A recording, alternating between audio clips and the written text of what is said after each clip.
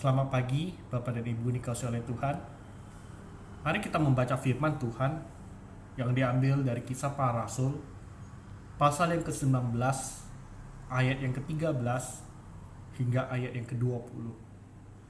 Kisah Para Rasul 19 ayat 13 hingga 20. Sebelum itu mari kita berdoa. Kami datang ke hadirat-Mu Bapa.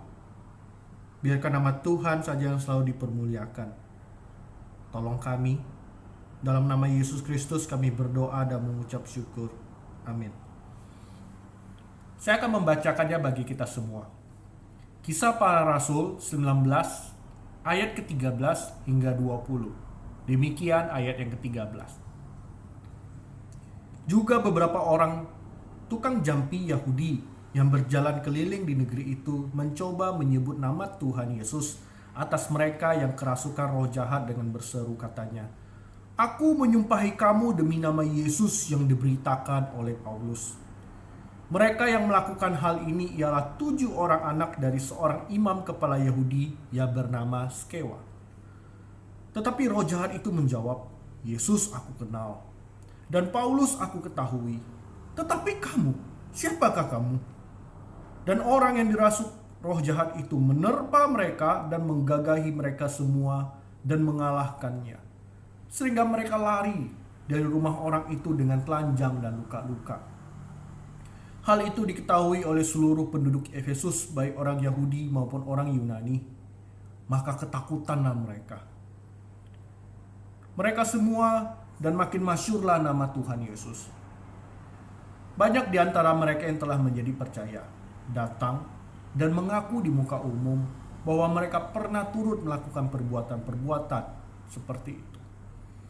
Banyak juga di antara mereka yang pernah melakukan sihir, mengumpulkan kitab-kitabnya, lalu membakarnya di depan mata semua orang. Nilai kitab-kitab itu ditaksir 50.000 uang perak.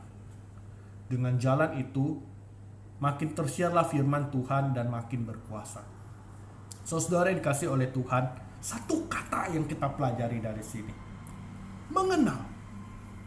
Saudara, kita diperhadapkan oleh suatu cerita di mana ada 7 orang yang mengaku-ngaku, "Saya kenal Yesus.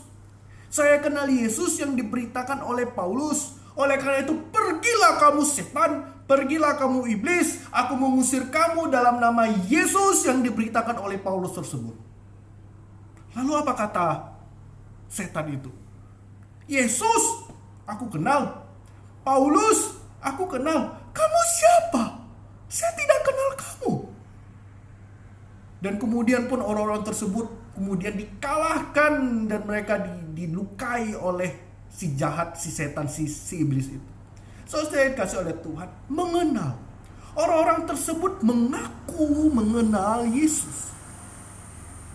Tetapi iblis saja, tapi tunggu dulu sebelum kita segitu. Mereka mengaku mengenal Yesus. Bukankah itu juga banyak orang-orang Kristen kita juga mengaku bahwa saya mengenal Yesus, saya beriman kepada Yesus. Lalu lihat akibatnya yang terjadi. Ternyata pengenalan mereka akan kepada Kristus tidak mencegah daripada kuasa jahat itu mengalahkan mereka. Berarti apa? Pengenalan mereka kepada Yesus bukanlah pengenalan yang benar. Karena setan itu sendiri berkata bahwa Yesus ku kenal, Paulus aku kenal, kamu tidak aku kenal. Saudara, ternyata ada kedudukan orang-orang yang seperti begini. Kedudukan orang-orang yang mengaku mengenal Yesus, tetapi kenapa mereka masih dikalahkan oleh si jahat? Saudara, mari kita membuka Matius 7 ayat 22 hingga 23. Matius 7 ayat 22 hingga 23. Yesus sendiri yang berkata tentang pengenalan akan Dia. Yesus berkata seperti begini. "Pada hari terakhir banyak orang akan berseru kepadaku, 'Tuhan, Tuhan, bukankah kami bernubuat demi nama-Mu dan mengusir setan demi nama-Mu dan mengadakan banyak mukjizat demi nama-Mu juga?' Pada itulah Aku akan berterus terang kepada mereka dan berkata, aku tidak mengenal engkau. Nyala daripadaku, kamu sekalian pembuat kejahatan. Saudara dikasih oleh Tuhan, orang-orang yang mengaku mengenal Yesus ini pun ternyata Yesus sendiri bilang, nyah, aku tidak mengenal engkau. Wah, iblis pun sendiri berkata, aku gak kenal engkau. Yesus berkata, aku gak kenal engkau. Wah, ini bagaimana? Jadi sebenarnya bagaimana caranya kita mengenal Yesus yang benar dan kita bisa hidup betul-betul beriman kepada Tuhan Yesus. Saya kasih oleh Tuhan, 1 Yohanes 1, 1 Yohanes 3,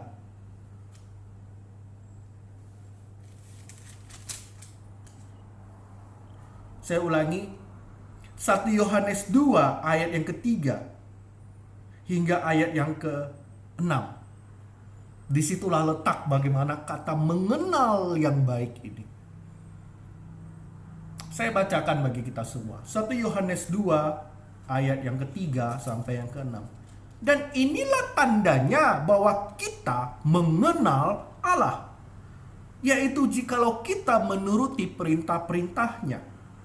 Barang siapa berkata, aku kenal dia, tapi aku tidak menuruti perintahnya, ia adalah seorang pendusta dan di dalamnya tidak terdapat kebenaran. Tetapi barang siapa menuruti firman-Nya, di dalam orang itu sungguh sudah sempurna kasih Allah. Dengan itulah kita ketahui bahwa kita di dalam Dia. Oleh karena itu saudara-saudara, kita mengaku mengenal Tuhan. 1 Yohanes 2 berkata bahwa kita, jikalau mengenal Tuhan, kita harus melakukan perintah-perintahnya.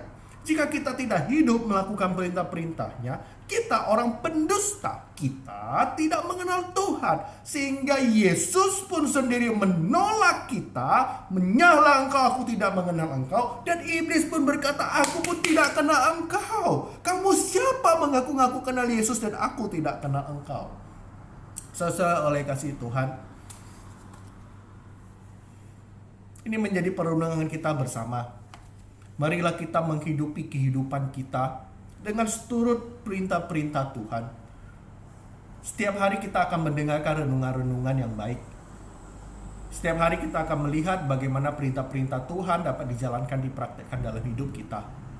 Demikianlah kita dapat belajar pada firman Tuhan. Kita dapat mengenal firman Tuhan. Dan kita betul-betul diterima oleh Tuhan. Tuhan pun mengenal kita. Kita pun mengenal Tuhan. Dan kita dapat mengalahkan goda-godaan dan kehidupan dari si jahat.